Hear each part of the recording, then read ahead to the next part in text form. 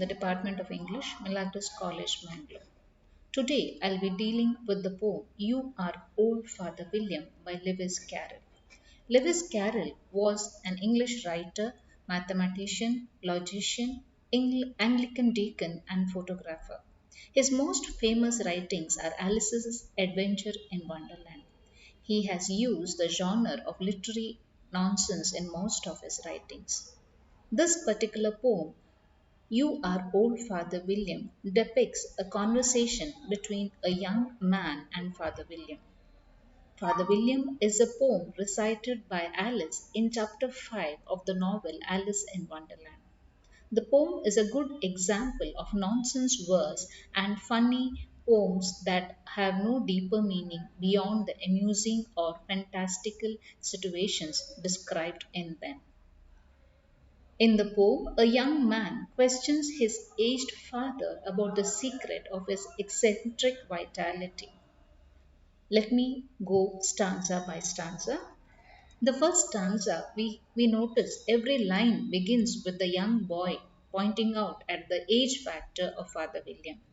The first line says, You are old, Father William, the young man said, and your hair has become very white, and yet you incessantly stand on your head.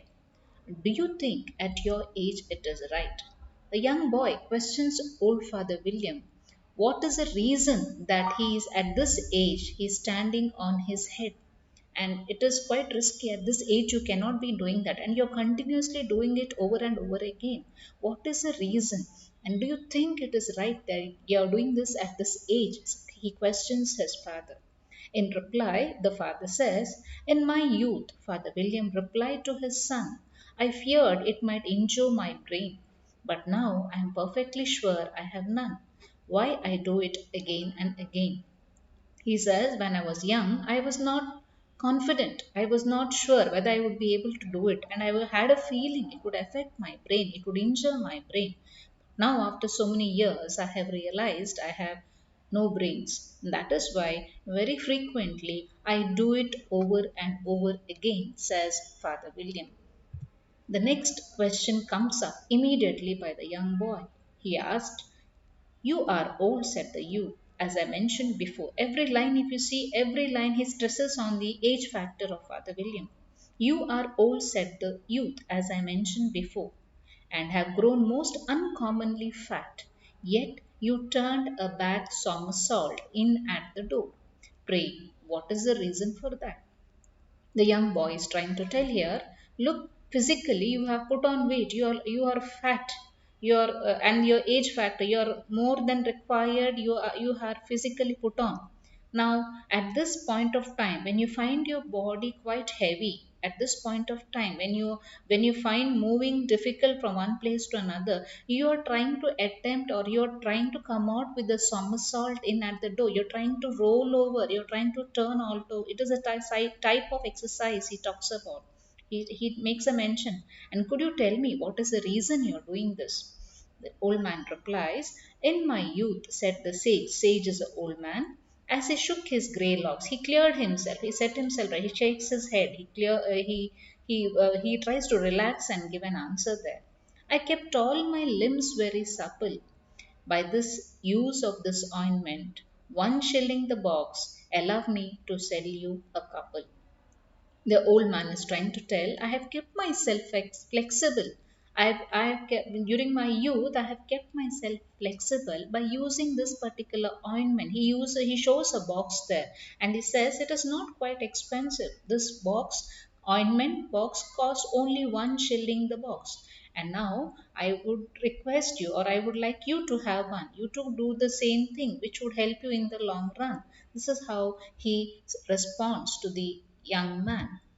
The next stanza he moves on to ask, You are old, said the youth. Your jaws are too weak for anything tougher than suet. Yet you finish the goose with the bones and beef. Pray, how did you manage to do it? Now, again, another question here comes up by asking him, at this age, your jaws are weak. You cannot bite and chew hard things. For example, bones and all that things are not possible. At this age, you have to take soft meat, soft flesh. So it means that is, you're supposed to use that. You're supposed to eat that. But now I'm surprised, he says. I'm surprised you have eaten the entire goose. You're not even left to the bones. Bones also are not found. The beaks are not found. How could you do it? Could you please tell me? How did you manage to do it? He says. He's asking for an answer.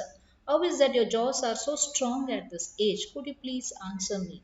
In reply, the old man says, in my youth, every time he retorts his past, he says, in my youth, said his father, I took to law. I was into law. I had taken up as a lawyer. I was very confident of myself, and any case came up, I used to argue with my wife. And the muscular strength which it gave it to my jaw has lasted the rest of my life. That is what he says. Whenever I had to take up a case in the court or take up a case, the first it was a heated argument between my wife and myself. We argued the case at home, and it went on for hours together, minutes together, and that is how I gained my muscular strength, especially with my jaw. And that is how I have been successful, and my jaw is so strong today, says Father William. Next, at last, the last stanza, the boy comes up with another question. You are old, said the youth. One would hardly suppose that your eye was steady as ever. Hardly, that is, he's trying to tell you are old. That is always the sentence that he begins with. That your eye was as steady as ever. People might think your vision is not clear, but I am surprised your vision is clear. And I'm surprised to note your act here. What is the act? Yet you balanced an eel on the end of your nose. What made you so awfully clever?